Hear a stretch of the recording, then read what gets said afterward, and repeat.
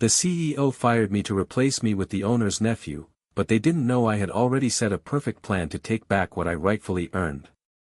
It's funny how quickly everything can change. One moment, you're sitting in a place you've built, something you've put your heart and soul into for over a decade. And the next, it all feels like it was never really yours.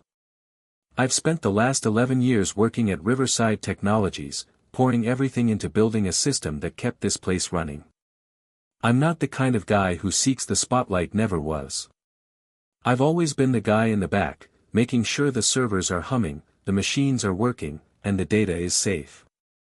When things went wrong, they called me. And when things went right, they barely mentioned my name. But that's okay. I wasn't here for accolades. I was here to fix things, make sure the wheels turned smoothly. And that's exactly what I did. From the moment I joined, we were in trouble. The infrastructure was a mess: ransomware attacks, system failures, downtime for days. It was chaotic, but I saw potential. I built everything from scratch. We moved from Windows XP to a modern network that could support 3 production facilities. I even turned a 5-person help desk into a 30-person team that worked 24/7 to keep everything running.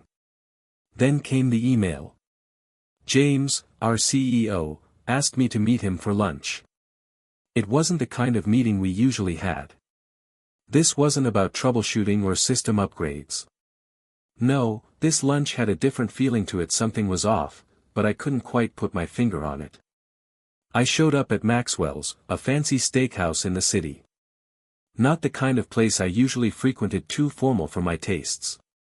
James was already there, seated at a corner booth, a steak in front of him.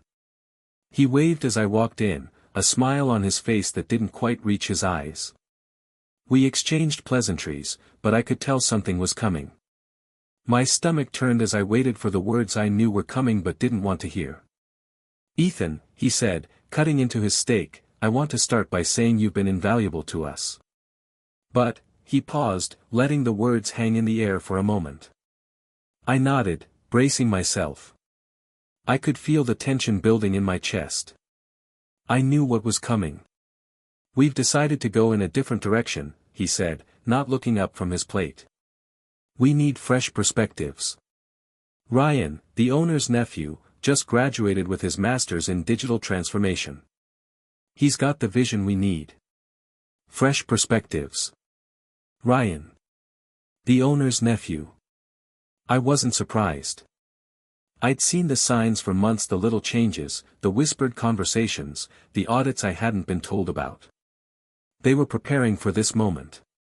I'd known for weeks. But hearing those words from James, made my stomach drop. Ryan. Of course. I took a deep breath, forced a smile. I understand, I said, trying to sound calm. Business decisions have to be made. James looked relieved that I wasn't putting up a fight. He slid a document across the table, a non-disclosure agreement. You'll have 6 weeks for the transition, he continued. We'll make the announcement after the quarterly meeting. I nodded again, trying to mask the sinking feeling in my gut. It didn't matter what I said or how I acted. I knew the truth. I was being replaced. As I signed the NDA, a quiet thought echoed in my mind: this is it. They've been planning this for months. I shook James's hand when the meal ended. We exchanged pleasantries, but all I could think about was the quiet hum of the servers back at the office, the lifeblood of the company I had built. Little did James know, I had already seen it coming. I left Maxwell's in a daze, the words James had said still echoing in my mind. We need fresh perspectives. Ryan. The owner's nephew. Of course. I didn't even need to hear the rest. I knew exactly what was going on. They weren't just replacing me, they were preparing for something bigger. And as much as I hated to admit it, it didn't feel like a clean break. I tried to push it out of my mind as I walked back to the office, but the weight of it hung heavy on my chest. When I walked through the doors of Riverside Technologies, everything looked the same. The usual hum of the servers, the buzz of conversations in the halls. But nothing felt the same. It felt colder, somehow, as if the air itself had shifted. I was no longer part of the team, just an outsider watching from the sidelines. I sat down at my desk, my fingers hesitating over the keyboard. I didn't want to dive into the system, didn't want to go digging through everything again. But something nagged at me, a small voice in the back of my mind telling me that I couldn't let this go, not yet. So I logged in. Just to check. And that's when I saw it. My access had been downgraded. It wasn't anything drastic, but it was enough to raise my eyebrows. My admin privileges had been stripped. A small change, an insignificant one on the surface, but one that I could feel in my gut. I ran a quick check through the logs. Nothing. At least, nothing obvious. But I wasn't convinced. I knew the system like the back of my hand. I knew when something didn't add up. I dug deeper. Then I found it. A series of small, unauthorized access attempts, all from an unfamiliar IP address. The timestamp was right after lunch, right after James had told me I was being replaced. It wasn't just anyone poking around the system. Whoever it was knew exactly what they were looking for. They were combing through my documentation, my security protocols, my contingency plans. Everything I'd built over the last 11 years. I sat back in my chair, my mind racing. The more I thought about it, the clearer it became. This wasn't just about replacing me. They were taking what I knew, extracting every bit of information, and then leaving me in the dust. They were trying to get their hands on the knowledge I'd built up, the systems I had developed. This wasn't just a business decision anymore. This was a betrayal. I felt a cold knot in my stomach, the realization settling over me. Whoever was behind these logins wasn't just looking to take my job, they were looking to steal my work. They were trying to replace me, but they needed my knowledge first. The more I thought about it, the more I started to connect the dots. It had been too easy, too smooth. They had been preparing for this moment long before James had even mentioned Ryan's name. They knew what they were doing. And I was just a pawn in their game. I leaned forward, my eyes scanning the logs again. Whoever it was had made the mistake of not covering their tracks. I saw the familiar trail, sloppy but not careless enough to leave a glaring mistake. Whoever was doing this, they were trying to move fast, but they hadn't expected me to catch on. That's when I realized something even more disturbing. This wasn't just a random set of logins from some anonymous person. This was coming from the executive floor. I sat back in my chair, my mind racing. The more I thought about what I'd discovered, the more unsettling it became. This wasn't just a sudden decision to replace me, it felt like something much more deliberate, something much deeper. The access logs had confirmed that someone on the executive floor had been going through my work, my systems. They weren't just taking over my job, they were picking apart everything I'd built, everything that had kept this company running smoothly for years. I couldn't just sit here and watch it happen. I needed answers. And I needed to talk to someone. I grabbed my coat and walked out of my office, heading down the hallway toward Ben's desk. Ben had been with me almost as long as I'd been here. He was one of the few people I trusted, someone who knew how the systems worked as well as I did. But when I reached his cubicle, I could already tell something was off. His usual welcoming smile was replaced with a tense expression, and he barely looked up from his screen when I approached. "Ben," I said quietly, leaning against the edge of his desk. "We need to talk." Ben hesitated, glancing around the office as if making sure no one was listening. He finally turned to face me, his expression tight. "Not here," he muttered, pushing away from his desk. "Let's go outside." We walked in silence to the parking lot, the cool autumn air biting at my skin. Ben wasn't the type to speak easily, so I didn't press him. I just waited for him to say something. After a few moments, he stopped and turned to face me. "Ethan," he ran a hand through his hair, clearly struggling to find the right words. I didn't want to say anything, but I've been pulled into these meetings lately. They're asking about the systems, the infrastructure, everything. They want to know how everything works, how it's all set up. And they're asking about you. About your approach to security. Your work. I felt a knot tighten in my chest. What do you mean? Who's asking? James. Ryan. They've been going over the logs. They've been talking about replacing you for months, Ben said, his voice low. They've been questioning everything you've done. They even asked me to explain some of your systems to them. Like I could do it justice. A bitter laugh escaped me. Of course. Of course they've been talking about me long before today. The meetings, the audits, the questions. It wasn't just about replacing me. It was about taking everything I'd worked for and twisting it into something they could control.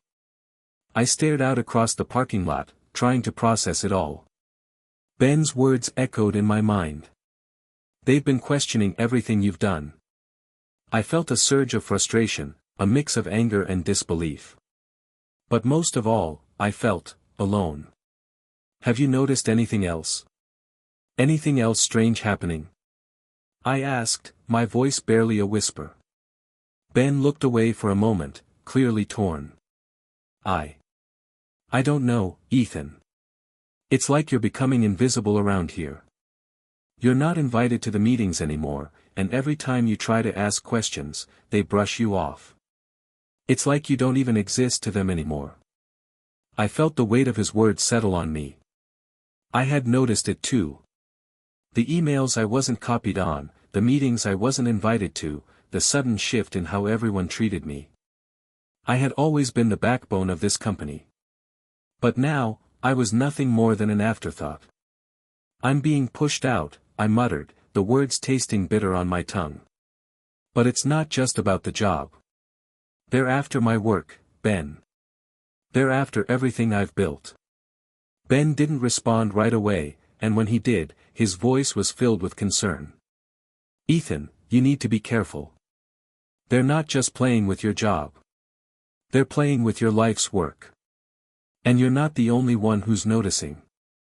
I nodded slowly, the weight of everything sinking in. I wasn't just being replaced. I was being erased. And if I didn't do something soon, there wouldn't be anything left for me to fight for. I'll figure this out, I said, more to myself than to Ben. But I need to know who's on my side. Ben gave me a long, hard look, as if trying to decide whether to say more. Then he simply nodded. Good luck, Ethan, he said quietly. Just watch your back. I walked away, a feeling of isolation settling over me. The company I had dedicated my life to was turning its back on me. I wasn't just losing my job, I was losing everything I had worked for. And now, I had to fight for it. But I had to be careful. The walls were closing in, and I didn't know who I could trust anymore. The next morning, I met Ben at the usual cafe, a quiet, off-the-beaten-path place where we often discussed work. I was hoping for some clarity, maybe a way to approach this whole mess. But as soon as I walked in, something didn't feel right. The cafe was practically empty, except for one man sitting in the corner. He was staring at his coffee, but as soon as I stepped through the door, his eyes flicked to mine for a split second before he quickly looked away. The way he did it, it wasn't casual. It was as if he'd been waiting for me, watching me. I couldn't shake the feeling. I hesitated but walked to the counter to grab a coffee, trying to shake off the unease. Ben was already there, sitting at our usual spot, but my eyes kept drifting back to the man in the corner. He didn't seem to notice me anymore, but I couldn't ignore the feeling of being watched. Morning, Ben greeted me, pulling me back to the conversation. What's going on? I sat down, trying to act normal. But the sense that something was off gnawed at me. Do you see that guy? I whispered, nodding discreetly toward the corner. Ben glanced over, confused. Who? The guy sitting by the window. Something's wrong with him. I think he's watching me. Ben looked again, but his eyes scanned the empty cafe. "I don't see anyone unusual." I let it go for the moment, but I couldn't shake the feeling. It lingered as we talked, and as I listened to Ben's quiet observations about the growing tension in the office, the weight of everything seemed to settle deeper into my chest. Later that day, I couldn't focus. The moment I got back to my desk, I dove into the system logs again. And that's when I saw it. Ryan had accessed the system. Not just recently, but for weeks, even before my lunch with James. He'd been given full admin privileges, the same access I had, and this wasn't something he'd earned through standard onboarding. It was planned. Ryan wasn't just stepping into my role, he was already deep into everything I had built. The more I thought about it, the clearer it became, Ryan wasn't just a replacement. He was the keystone in a much larger plan, one I had never seen coming. This wasn't about a new hire, it was about a takeover. The weight of the discovery hit me like a ton of bricks. Ryan wasn't just taking over my job. He had been involved in every layer of the plan from the beginning, and now, with the admin access I'd unwittingly given him, he had control of everything. But I wasn't going to sit back and let them steal my work. I couldn't. I spent the rest of the day at my desk, eyes glued to the screen, going over every file, every line of code, every document I had ever written. I wasn't going to let this company erase me, not without a fight. I started backing up every critical piece of data onto a secure server I set up just for this purpose. Everything from the custom software I had created for production lines to the security protocols that had kept the entire infrastructure safe. I had no illusions anymore. This wasn't just a job. This was my legacy, everything I'd built with my own hands. If they thought they could take it from me without a fight, they were sorely mistaken. That night, as I packed up my bag, I couldn't shake the feeling that the clock was ticking. I was running out of time, and the tension was building, both in the office and in my mind. Every step felt like it was leading to something bigger, something inevitable. They were moving fast, and I had to keep up. The next morning, I arrived early, as usual. I didn't expect things to go smoothly. But I didn't expect it to be this bad. I walked through the office, heading straight to the server room, when I noticed something strange. Ryan was standing in front of one of the network terminals, frowning at the screen. He was messing with configurations, adjusting parameters I knew he didn't understand. It was the kind of thing you do when you think you know what you're doing, but you don't fully grasp the consequences. I felt a knot tighten in my stomach. He was tampering with the system without understanding the full scope of what he was doing. These weren't just simple configurations, these were the lifeblood of the company. If he messed this up, everything could come crashing down. I couldn't let him destroy what I had spent years building. "Ryan," I called, my voice steady but laced with tension. He looked up at me, his face momentarily startled. "Oh, hey Ethan. Just doing some updates. You know, streamlining things." "Streamlining?" I said, stepping closer. "You can't just throw a few switches and call it streamlining. This system was built to handle specific workloads. Those changes could cause the entire network to crash." He scoffed, a look of irritation flashing across his face. "I'm doing what's best for the company. I've got it covered." I didn't buy it. His confidence was based on nothing but ignorance. And I wasn't about to let him destroy everything I'd put together. As I turned away, I heard the familiar buzz of my phone. I checked it quickly. An email from Vanessa, one of the few people left I trusted. "There's been a massive lag in the system today. Some of the machines are down. People are starting to get worried. Something's wrong." I clenched my fists. This was exactly what I had feared. Ryan's updates were already causing problems. And now, the cracks were beginning to show. The more he tinkered, the more I realized how dangerous this situation was becoming. The whole team was on edge. The system was falling apart, and I was being pushed to the sidelines while the people who had no business handling this mess were running the show. The battle had already begun. But I wasn't going to let them win. Not this time. I was so focused on trying to salvage what I could, backing up data and trying to keep things from spiraling further, that I didn't notice how much I was being watched. It wasn't until a late night at my desk that I stumbled upon something I wasn't supposed to see. I had just finished reviewing the latest system diagnostics when a new email popped up on my screen. It wasn't from any of my usual colleagues. This one was from Ryan, to a name I didn't recognize, Laura Williams, the Chief Technology Officer of TechCore. My heart skipped a beat as I opened it, knowing this wasn't just another internal memo. I scanned the subject line. It read, "Securing Leadership Post-Acquisition." I clicked it open and felt my blood run cold as I read through it. Ryan's words were clear: once we finalize the acquisition, we'll need to ensure I'm in control of the IT department. I've been reviewing Ethan's systems and I'm confident that my changes will increase our value for TechCore. We need a smoother transition with leadership control, and once he's out, the team will follow my lead. Make sure this is locked in for the board meeting next month. My mind reeled as the weight of the realization hit me.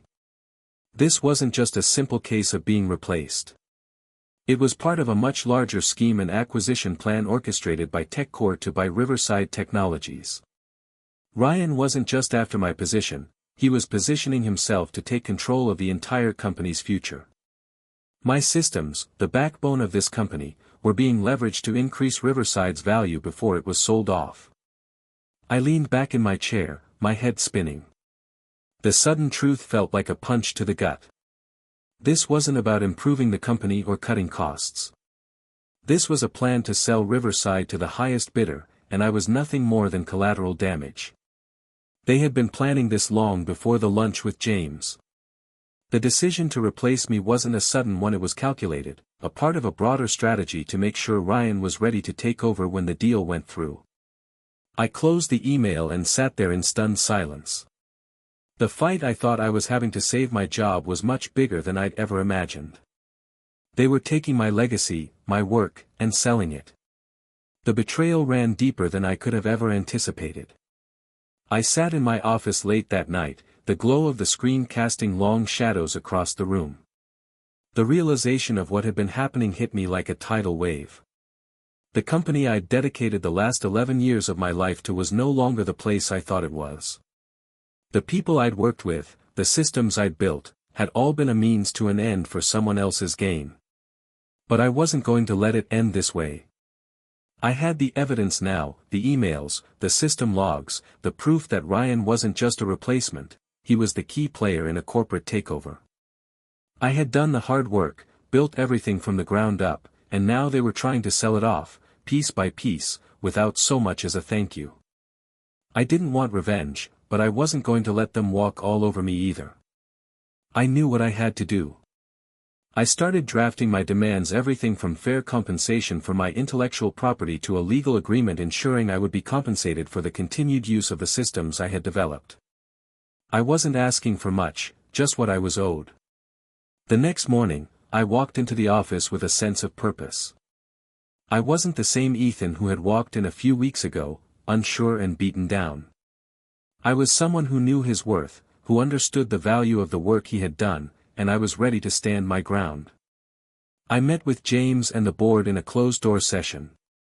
I laid it all out, how Ryan had been sent in long before I had any idea, how they had been using my work to position themselves for the sale, and how I wouldn't let them walk away with everything I had built without compensating me fairly. The room was tense, silence hanging in the air as they processed everything I said. A few hours later, I walked out of that meeting with a signed agreement. Riverside Technologies would have to pay me for the intellectual property I had developed. The systems I created were mine, and they would continue to use them only if they honored my terms. The fight wasn't about winning or losing, it was about standing up for myself, for the work I had done, and for my place in all of this. In the end, it wasn't about making a point, it was about protecting what was mine. And that was a victory in itself. With the deal done, I moved on. I didn't stay in the same place, surrounded by the people who had betrayed me. Instead, I accepted an offer to consult for TechCore, the company that had taken over Riverside.